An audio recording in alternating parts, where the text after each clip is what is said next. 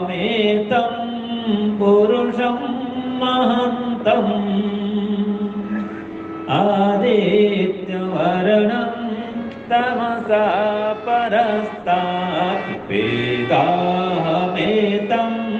पुरुषं महन्तम् आदित्यवर्णं तमसा परस्तात् तमेव विदित्वा अतिरेत्युमेति नान्या पन्था विद्यते अनाय वेदामेतं पुरुषं महन्तम् आदित्यवर्णं तमसा परस्तात् तमेव विदित्वा अतिरेत्युमेति तमेव विदित्वा अतिरेत्युमेति नान्या पन्था विद्यते अनाय त्वमेव माता च पिता त्वमेव बन्धो च सखा त्वमेव त्वमेव वेद्या द्रविणं त्वमेव त्वमेव वेद्या द्रविणं त्वमेव त्वमेव सर्वं मम देव देव परोपकाराय फलन्तिरेक्षः परोपकाराय वहन्ति नद्यः परोपकाराय दुहन्ति गावः परोपकाराय दुहन्ति गावः परोपकारार्थमिदं शरीरम् वेदाहमेतं पुरुषं महन्तम् आदित्यवर्णं तमसा परस्तात् तमेव विदित्वा अतिरेत्युमेति तमेव विदित्वा अतिरेत्युमेति नान्या पन्था विद्यते अनाय ॐ जपो हे ॐ जपो हे ॐ भजो हे ॐ भजो हे ॐ के जप से सुख मिलता है ॐ के जप से सुख मिलता है ॐ के जप से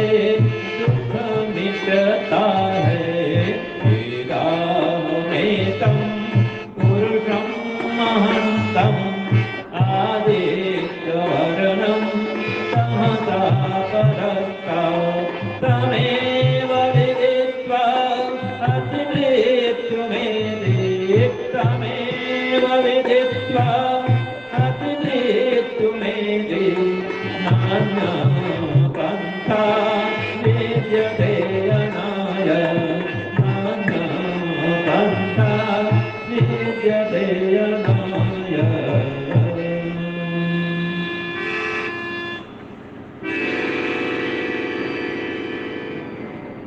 मंच पर शोभायमान विराजमान आर्य जगत की सबसे कुशल भजन उपदेशिका कथाकार और यज्ञ के ब्रह्मा के पद को भी सुशोभित करने वाली हमारी बहन अंजलि जी, उनके साथ में आए हुए श्री ब्रजेश जी जो कुशल ढोलक का वादन कर रहे हैं, आचार्य जयकरण शास्त्री जी और सभी आयुष्मान ऐश्वर्यवान यजमान महानुभावों, वंदनीय पूजनीय मातृशक्ति और धर्म प्रेमी सज्जन। अभी जो मैंने वेद मंत्र पढ़ा, यह वेद मंत्र क्या कहता है कि ये मानव जीवन के लक्ष्य को दर्शाता है, मानव जीवन के लक्ष्य को बतलाता है कि आप इस संसार में क्यों आए हैं, क्या करना चाहिए, किसमें जीवन की सफलता है, किस कार्य से जीवन की सार्थकता है, कृतकृत्यता है।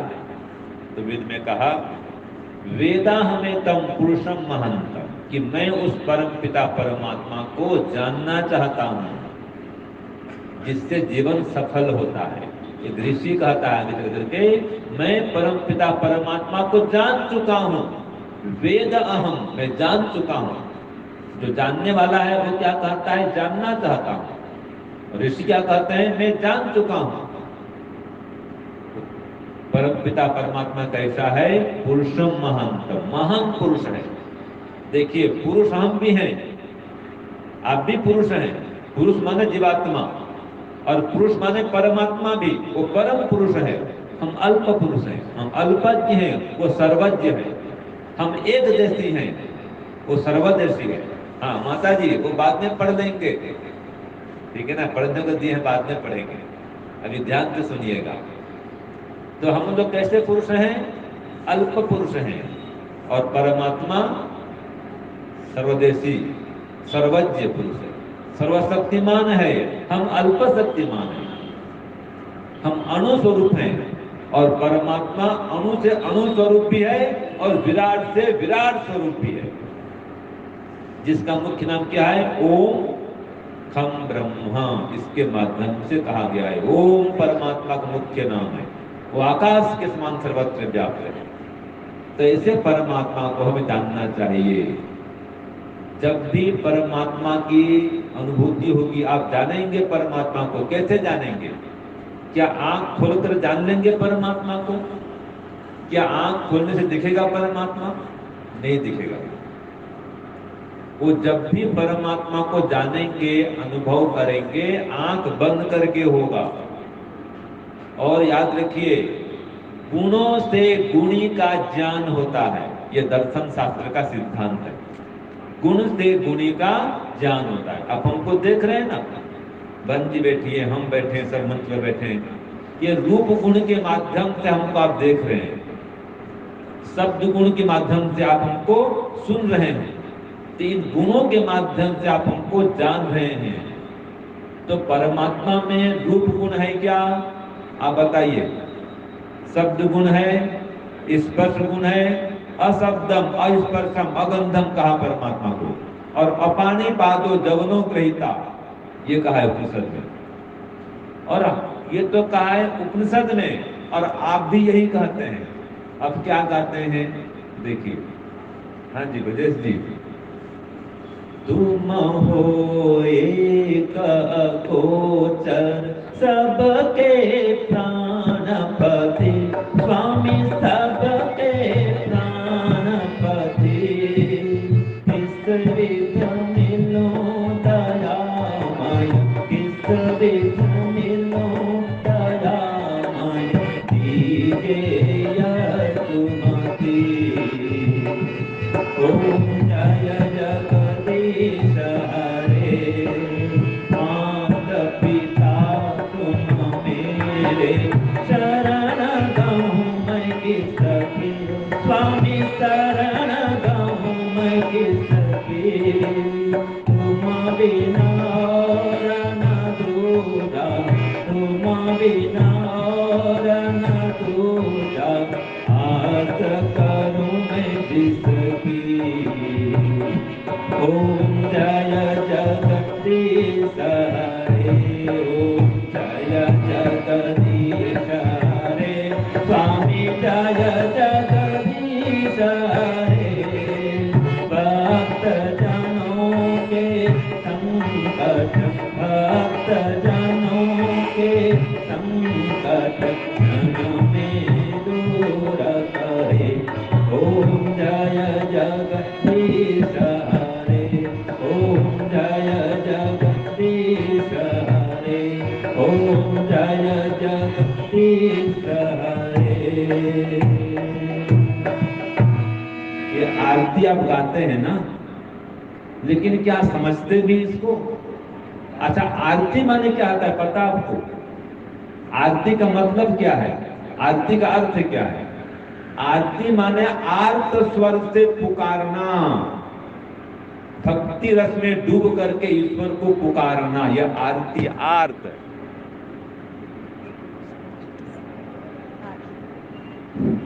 आर्त स्वर से पुकारना। कीर्तन क्या है? कातर भाव से पुकारना। कीर्तन करते हैं, आरती करते हैं, ठीक है जी। तो ये अर्थ को समझिए, जो मैंने कहा कि वेदाहम अद्वैतम पुरुषम महंतम, ऋषि कहता है मैं उस परमपिता परमात्मा को जानता हूं। तो कैसे जानेगा? हम तो बोलते हैं तुम हो एक अगोचर। अगोचर माने जो आंखों से न जाना जाए, इंद्रियों से न जाना जाए। गो माने इंद्रियां, और गो माने गौ माता भी, गौ माने सूर्य किरण भी, गौ माने पृथ्वी भी, अनेक अर्थ होते निरुक्त में। यहां पर गौ माने इंद्रिय। तो तुम हो एक अगोचर, सबके प्राणपति, हम सब प्राणियों के वो पति हैं। तो किस विध मिलूं दयामय, दीजिए यह सुमति। ये ईश्वर प्रार्थना करते हैं। तो कैसा ईश्वर है? जगदीश है वो। जगदीश माने क्या है? जगत का स्वामी है, और माता है, पिता है, हम सबका वो। माता भी है और पिता भी है, गुरु भी है, सखा भी है, ठीक है जी। और कैसा है परमात्मा? पिता माता है, गुरु है, मित्र है, सखा है, बंधु है। क्या ईश्वर हमारा पुत्र भी है? बताओ जी, है क्या? है। मैंने कहा था पिछली बार है कि नहीं है, बताया था क्या? बताया था, आपको याद है इसलिए। तो ईश्वर हमारा पुत्र भी है। और क्यों पुत्र है बताओ माता जी? हाँ जी, हाँ, हमको तारता है। किससे तारता है? दुख से तारता है। पुत्र का मतलब यही होता है, नरका त्रायते इति पुत्र, जो नरक से तार दे वो पुत्र कहलाता है। तो ईश्वर हमको दुख से तारता है, इसलिए वो हमको पुत्र समान प्रिय है, वो हमारा पुत्र है। तो ऐसे पुरुष को, परम पुरुष को, परम पिता को, और हमारा पुत्र भी है, ऐसे परमात्मा को हम जाने। तो ऋषि कहते हैं कैसा है वो? आदित्य वर्णम, वो ज्ञान स्वरूप है। आदित्य माने सूर्य, यहाँ पर जो प्रकाश स्वरूप परमात्मा है, ज्ञान स्वरूप है वो। आदित्य वर्ण है, प्रकाश स्वरूप है, ज्ञान स्वरूप है। और तमसः परस्तात्, अज्ञान अविद्या से परे है। तो ये बताओ, परमात्मा सब जगह है कि एक जगह है? सब जगह है। और वो कैसा है? अज्ञान अंधकार से परे है, ठीक है। तो उसमें अगर ऐसा कोई रूप होता, वो सब जगह है, तो क्या कहीं पर अंधकार होता जी? वो तो कहाँ अंधकार से रहित है, अज्ञान से रहित है। तो ऐसा अर्थ आप नहीं करेंगे। वो ज्ञान से, अज्ञान से रहित है वो। उसमें भौतिक प्रकाश की बात नहीं है। उसका प्रकाश, ज्ञान का प्रकाश सब जगह फैला हुआ है। तो ऐसे परम पिता परमात्मा को हम जाने, जो आदित्य वर्ण है, तमसः परस्तात्, अज्ञान अविद्या से, पाप से, ताप से परे है। तो तम एव विदित्वा, उसको जान करके, अति मृत्यु में थी, हम मृत्यु आदि दुखों से पार हो सकते हैं। नान्य पंथा विद्यते अयनाय, और कोई रास्ता नहीं है समस्त दुखों से छूटने का।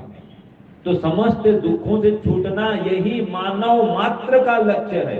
वो चाहे हिंदू हो, मुस्लिम हो, सिख हो, ईसाई हो, कोई भी क्यों न हो। क्या कोई भी दुख चाहता है? क्या नहीं चाहता है। तो सभी दुखों से छूटना यही जीवन का लक्ष्य है। और इस लक्ष्य को पाने के लिए ईश्वर की भक्ति अनिवार्य है, ध्यान अनिवार्य है, उपासना अनिवार्य है, सत्संग अनिवार्य है। और अब अगर आप गृहस्थ में हैं तो आपको पंच महायज्ञ करना अनिवार्य है। मैं कल भी कहा था, आज फिर कह रहा हूं, देखिए यज्ञ दो प्रकार का होता है। कौन कौन सा जी? एक आत्म यज्ञ और दूसरा द्रव्य यज्ञ, देव यज्ञ। तो आत्म यज्ञ माने ब्रह्म यज्ञ, जिसमें ईश्वर की उपासना होती है, और देव यज्ञ में हम हवन करते हैं। ये दोनों अनिवार्य है जगत के कल्याण के लिए।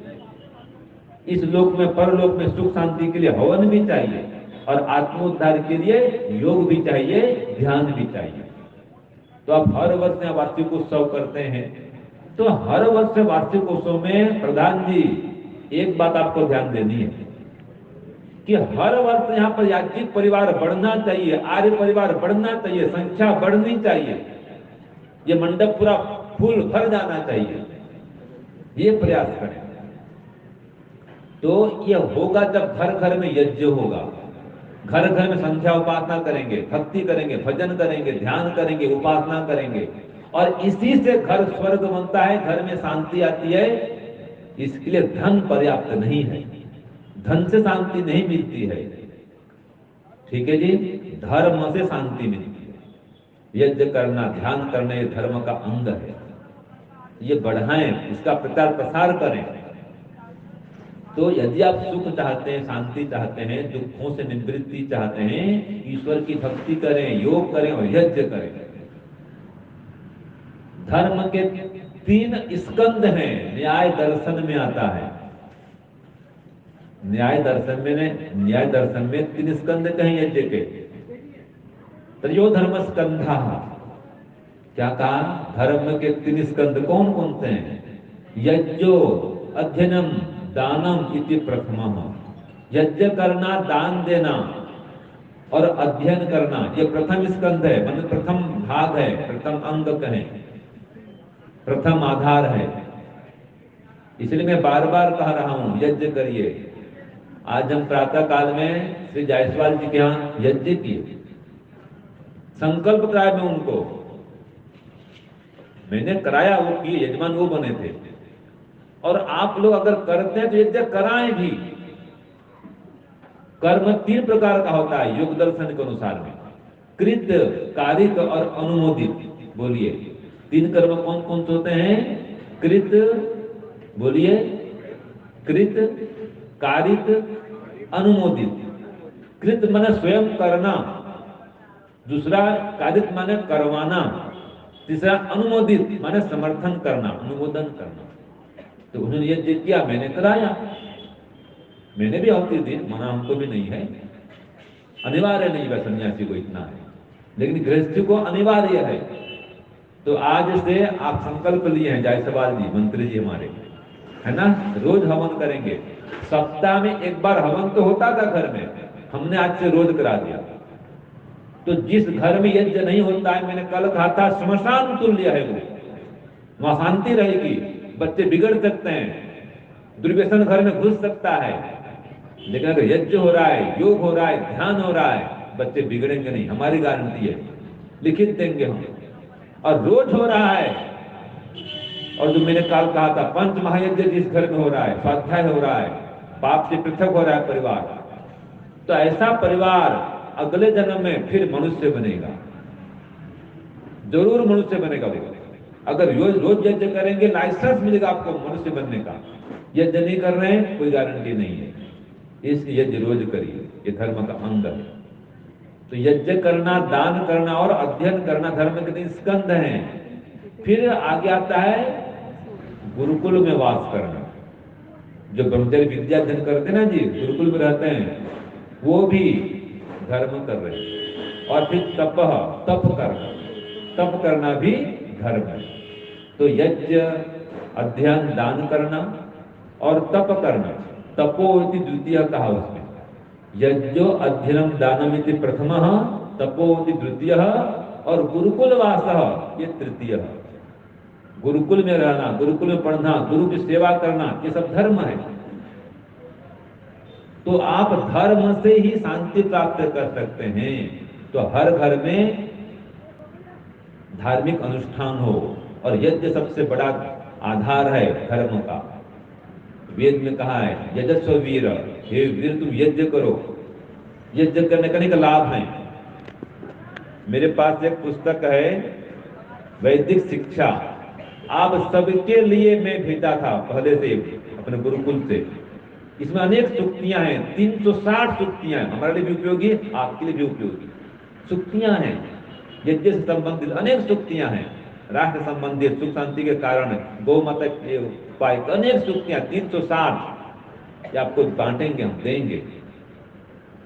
तो आप इसको पढ़ेंगे तो जानेंगे कि जीवन में शांति कैसे आती है। छोटी सी पुस्तक है, बस बड़ी पुस्तक नहीं, सरल पुस्तक है एकदम। महामृत्युंजय मंत्र का अर्थ भी है, गायत्री मंत्र का अर्थ भी है, ध्यान के वाक्य भी हैं, बच्चों का निर्माण कैसे करेगा सब दिया हुआ है।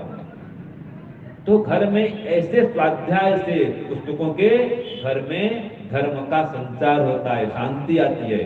तो स्वाध्याय करें, अध्ययन करें, योग करें, यज्ञ करें, बार बार कह रहा हूं, क्योंकि देखो आप हर बार सुन रहे हैं, लेकिन सुनने से मुझे लग रहा है ज्यादा कल्याण नहीं हो रहा आपका।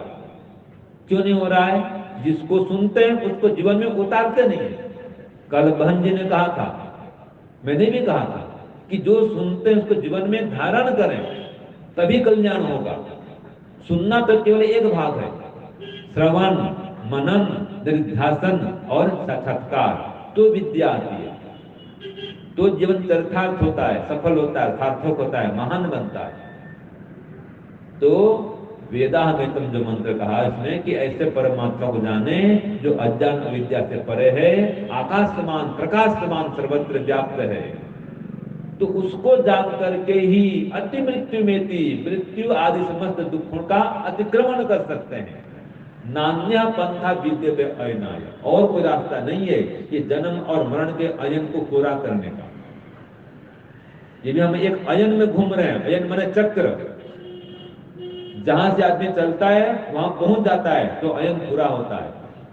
रामायण जिसकी चर्चा बार बार हमारी बहन जी कर रही है, रामचरितमानस रामायण, उसमें क्या है? राम के जीवन की चर्चा है। तो रामायण में क्या सुनते, क्या पढ़ते हैं आप? राम कहां से चले थे वनवास के लिए? अयोध्या से। और कहां लौटे? अयोध्या में। तो अयन पूरा हुआ तो रामायण कहलाया, रामायण।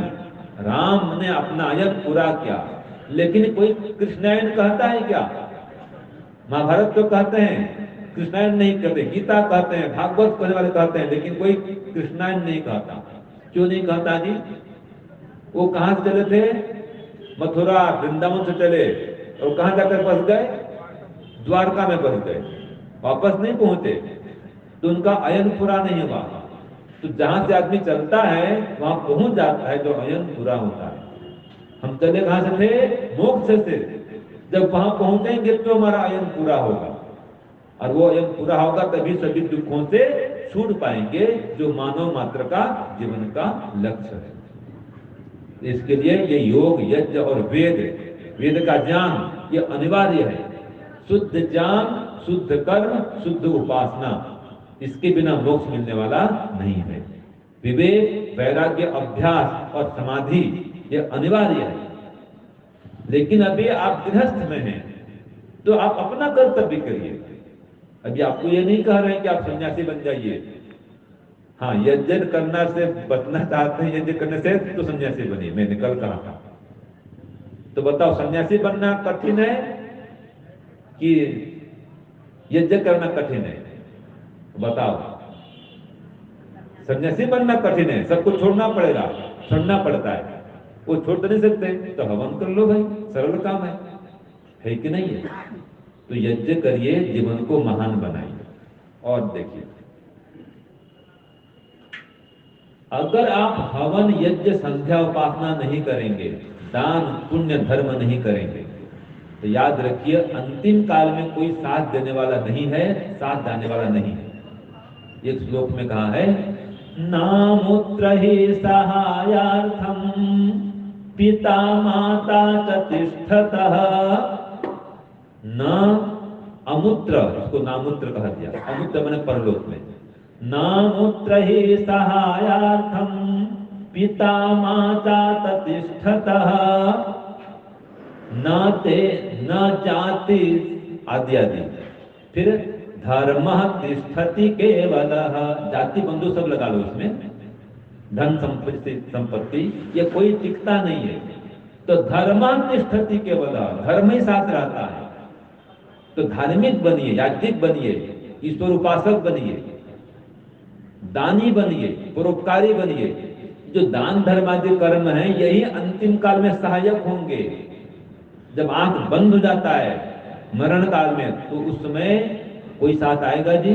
कोई साथ देगा? नहीं देगा। आपने जो भी पुण्य किया है ना, वही साथ देगा, वो साथ में जाएगा।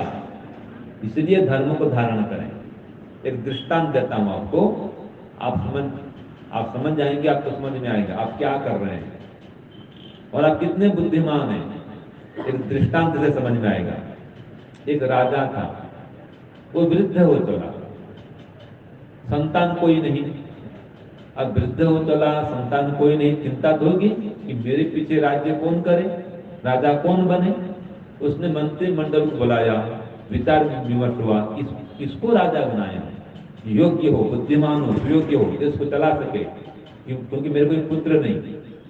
तो सबने कोई सलाह विमर्श किया, विचार विमर्श किया, सलाह मशविरा किया और निर्णय पर वो पहुंचे किसी। तो निर्णय के अनुसार ये हुआ कि जब राजा का देहांत हो जाएगा तो किसी योग्य व्यक्ति को, युवक को राजा बनाया जाएगा, उसका चयन किया जाएगा, योग्य कौन है। तो ये निर्णय हो गया। संयोग से 6 मास के बाद में उनका देहांत हुआ, वृद्ध हो चले थे। तो देहांत हो गया, अब नवयुवक का चयन करना है जिसको राजा बनाना है। लेकिन शर्त क्या है कि उसको 3 साल के लिए ही राजा बनाया जाएगा और 3 साल के पश्चात घनघोर जंगल में छोड़ दिया जाएगा। यह नियम पारित हुआ, यह नियम बना। तो जो भी प्रथम बार प्रवेश करे उसको राजा बनाओ, लाओ नगर में। तो पहले क्या होते थे, नगर के बाहर जरूर थे गेट, दरवाजे होते थे। तो सभी दरवाजों में आजकल भी है, आजकल बोलते ना टोल नाका जो गेट होता है, हर जिला में, हर राज्य में प्रवेश करने के लिए क्या होता है, पहले एक गेट होता है, आजकल भी है। टोल नाका कहते हैं या गेट कहते हैं, कुछ भी कह लो। तो सब में खड़े कर दिए गए कि जो ही प्रथम बार आए युवक उसको पहले लाओ। तो प्रथम बार आया एक युवक, सुंदर था, बढ़िया पैंट शर्ट पहना हुआ। तो उसको कहा चलो भी आपको राजा बनना है। वो भारी खुश हुआ, राजा बनना है क्या? हाँ हाँ ये नियम है, चलो, लेकिन 3 साल के लिए बनना है। तो कोई बात नहीं, 3 साल बनेंगे। आया, राज तिलक हो गया, राजा बन गया वो। अब 3 साल तक खाना पीना मजा करना, बस भोग विलास में मस्त हो गया। 3 साल तक कोई प्रजा का ध्यान नहीं, कोई परोपकार नहीं, बस अपना मजा मौज करो, अपना धन बढ़ाओ, अपने सुख के लिए काम करो। ऐसे करते करते 3 साल बीत गया। जब 3 साल बीत गया तो महामंत्री ने कहा कि महाराज आपका समय पूरा हो गया, टाइम इज ओवर, समय, कार्यकाल पूरा। कार्यकाल पूरा होता है ना, तो कार्यकाल पूरा हो गया। अरे 3 साल हो गया? हो गया, तो जंगल में जाओ। अब बेचारा रोते हुए जंगल में जा रहा है, इतना सुख भोग छोड़ के जाना पड़ रहा है। ठीक है, आप छोड़ दिए उसको। अगला बार फिर नंबर दो किसी का, फिर कोई विद्वान योग्य मिल जाए, फिर जाओ विकेट में रहो। फिर कोई युवक आया, फिर उसको लाए, चलो राजा बनो, राजा फिर बना, फिर वही काम। ऐसे 3-4 राजा आए, जो भी आता बस अपना खाना पीना करता, मजा मौज करता। अगर होता परिवार को ले आता, बस खाना पीना मजा करना, बस राजा को भोग भोगना, प्रजा का ध्यान नहीं कुछ। तो ये भी समय बीत गया। जो भी जाता रोते रोते जाता जंगल में। फिर एक ब्रह्मचारी आया, धोती कुर्ता पहना हुआ, यज्ञोपवीत है, चोटी है, हट्टा कट्टा मजबूत। कहा कि चलो आपको राजा बनना है। तो मुझे क्या राजा बनना है, मैं तो अपने काम से जा रहा हूँ। नहीं नहीं, ये भी नियम है, सीट खाली, राजगद्दी खाली है और नियम कौन सा, आपको राजा बनना है। तो उसको ले गया मंत्री के पास और कहा गया कि आपको राजा बनना है 3 साल के लिए। नियम समझा दिया गया कि 3 साल बाद जंगल में छोड़ा जाएगा। कोई बात नहीं, स्वीकार किया, जब आपका नियम है राजा का, ये राजकाज का नियम है, मैं करूंगा। राजा बन गया वो। राजा बनते ही वो पूछता है मंत्री को, अब आप लोग मुझे राजा मानते हैं क्या? हाँ महाराज, आपको राजा मानते हैं। क्या मैं जो कहूंगा वो होगा? उन्होंने कहा वही होगा, जो चाहेंगे वो कर सकते हैं। उन्होंने कहा ठीक है, तो सबसे पहले ये काम करो कि 3 साल तक एक काम करो मेरा, कि महल से लेकर के जंगल तक 4 वे लाइन रोड बनाओ, सड़क बढ़िया, और वहां पर सुंदर महल बनाओ। जैसे ये महल है राजभवन यहाँ का, वैसे सुंदर राजभवन वहां बनाओ जंगल में, क्योंकि 3 साल बाद तो वहां जाना है, वहां रहना है मुझे, तो जंगल में रहना है, तो वहां की तैयारी करनी पड़ेगी मुझे। तो 3 साल का ये काम करो, और बीच में बहुत बड़ा तार का बाड़ लगाओ, उसको चारों से घेर दो, जंगल को अलग करो, और हमारा इधर अलग एक गांव बसाओ, वहां पर कुछ लोग बसाओ, खेती कराओ, फल मूल बाग बगीचे लगाओ, और 3 साल में काम हो जाना चाहिए। और मैं जाके परीक्षण भी करूंगा, चेक करूंगा काम चल रहा नहीं चल रहा है। वैसे ही हुआ, बीच बीच में जाता रहा, देखता रहा। वो तो अपना काम कराया उसने, लेकिन अपना समाज के लिए क्या किया, राज्य के लिए। देखिए रोज सुबह जल्दी उठता हुआ और महल में गाय को बांधता, गाय आज भी से राजभवन में गौ माता है, पता आपको? हमारे देश में राजभवन में गाय माता है। किसके यहाँ पता आपको? राज्यपाल कौन है? अपने आर्य समाज के विद्वान है, देवव्रत जी, गुजरात के राज्यपाल, राजभवन में गाय रखते हैं, बताओ। तो ऐसे वो गौ सेवा करने लगा, माता पिता को घर से बुला लिया, खूब सेवा करता, रोज राजमहल में ही हवन करता, एक यज्ञशाला बना दिया, रोज ध्यान करता, उपासना करता, व्यायाम करता, और रोज नगर में चक्कर लगाता, कहां पर क्या कमी है, बिजली पानी क्या समस्या है देखता, क्या दुख है प्रजाओं का वो देखता, जिसकी जो समस्या तत्काल समाधान करता। हिंसा नहीं, मांसाहार नहीं, गौ हत्या कुछ नहीं, सब बंद, बलात्कार व्यभिचार दुराचार सब बंद, माताएं बहनें सब सुरक्षित, पढ़ाई बढ़िया, गुरुकुल शिक्षा लगा दिया उसने, गुरुकुल में पढ़ाता वो, तो गुरुकुल शिक्षा लगा दी उसने। 3 साल तक ऐसे वो राजकाज करता रहा, अपना काम भी करता, समाज का काम भी करता। जब 3 साल हो गया, वो स्वयं कहता है कि महामंत्री जी मेरा कार्यकाल पूरा हो गया, अब मुझे जंगल में छोड़ दिया जाए। देखो हंसते हंसते बोलता है, क्यों भाई? उसने वहां जंगल को ही महल बना दिया है, नगर बसा दिया है, कुछ जाने का डर नहीं उसको वहां। तो महामंत्री क्या कहते हैं कि महाराज हमें ऐसे ही राजा की तलाश थी, अब आपको नहीं छोड़ेंगे, आप ही राजा, हमेशा के राजा आप बने रहो, ठीक है जी। अब उसको स्थायी राजा नियुक्त कर दिया गया। तो अब बताओ ये राजा बुद्धिमान है या बाकी राजा जो 3-4 वो बुद्धिमान थे? बुद्धिमान कौन? हाँ जी, ये ब्रह्मचारी राजा, ब्रह्मचारी।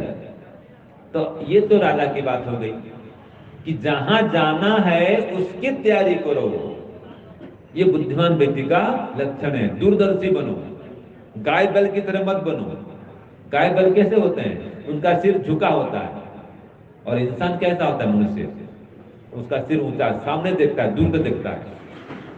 तो आप लोग क्या देख रहे हैं? क्या अगले जन्मों को देख रहे हैं? बस जिसको देखो खाओ पिए, बस ईट ड्रिंक एंड बी मेरी, बस खादस्व पिबस्व रमस्व, रावणवाद चलता है आजकल।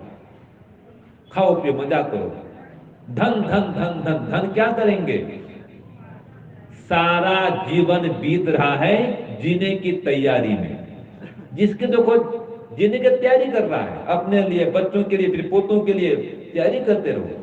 तो जहां जाना है उसकी तैयारी कब करेंगे? सब कुछ जान लिया आपने, लेकिन जिसके पास जाना है उसको नहीं जानते। भाई जाना, बंधु जाना, सारा कुटुंब कबीला जाना, लेकिन उसको नहीं जाना जिसके पास था जाना। तो क्या जाना? संसार में क्यों आए थे, किस लिए आए थे? ये काम तो पशु पक्षी भी करते हैं। आप कितना खाते हैं? हाथी आपसे 10, 20, 100 गुना अधिक खा सकता है। मनुष्य कितना बच्चा पैदा करता है, देखो सुअर को देखो, कुत्ता देखो, कोई गिनती उनकी कर सकते हैं आप? तो आप क्या सुख ले रहे हैं? खाने में, पीने में, सोने में।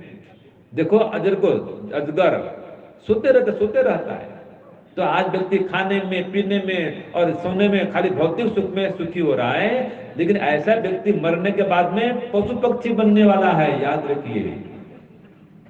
जितने भ्रष्टाचार कर रहे हैं, पाप कर रहे हैं, अत्याचार कर रहे हैं, हिंसा कर रहे हैं, आदि आदि अधर्म काम में लिप्त हैं, ये कोई मनुष्य बनने वाला नहीं है।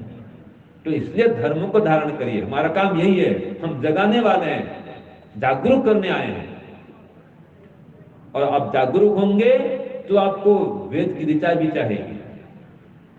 एक वेद मंत्र आता है, फिर धीरे धीरे विराम को चलता हूं बस। वेद मंत्र में कहा, यो जागारः तं ऋचः कामयन्ते, यो जागारः तं ऋचः कामयन्ते, यो जागारः तमोसामानयन्ति, यो जागारः तमयं सोमाः, यो जागारः तमयं सोमाः, तव अहमस्मि सख्येन्योकाः, तव अहमस्मि सख्येन्योकाः। ये वेद मंत्र में कहा है। जो जागरूक है ना जी, उसको वेद की ऋचाएं चाहती हैं, उसको ऋग्वेद का ज्ञान मिलता है, सामवेद का ज्ञान मिलता है, भक्ति बढ़ती है उसकी, वैराग्य बढ़ता है, समाधि लगती है। जागरूक है तो जागरूक व्यक्ति को सुख शांति की प्राप्ति होती है। जो सोया हुआ है, आलसी है, प्रमादी है, लापरवाह है, उसको क्षणिक सुख मिलता है, उसको जो भविष्य है वो उज्जवल नहीं होता, धूमिल होता है। तो भविष्य को उज्जवल करना चाहते हैं, जागरूक होइए, स्वाध्याय सत्संग करिए, धर्म से ओतप्रोत होइए। तो जागना मतलब व्यक्तिगत जीवन प्रति जागरूक होइए, पारिवारिक जीवन प्रति जागरूक होइए, सामाजिक जीवन प्रति जागरूक होइए और राष्ट्रीय जीवन प्रति जागरूक होइए। आत्मिक बल बढ़ाने के लिए जागरूक होइए, बौद्धिक बल बढ़ाने के लिए जागरूक होइए, शारीरिक बल बढ़ाने के लिए जागरूक होइए। तो जागरूक होइए। जागरूक व्यक्ति को सब चाहते हैं और उसको लाभ मिलता है, उसकी उन्नति होती है, प्रगति होती है। तो सज्जनों, माताओं, बहनों, जागरूक बनिए, आलसी प्रमादी बनकर जीवन को नष्ट भ्रष्ट मत करिए।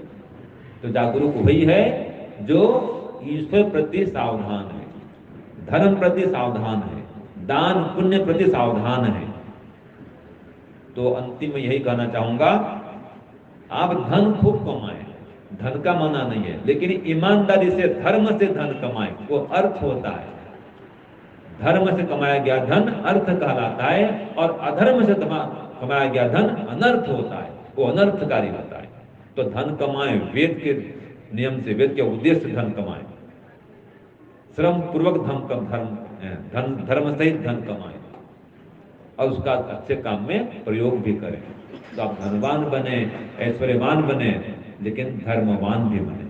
तो परम पिता परमात्मा आपको इस लोक में और परलोक में दोनों जगह सुख, शांति, आनंद प्रदान करें, ये मेरी शुभकामना है, शुभाशीष है। ओम शांति, ओम शम, सबको सादर नमस्ते।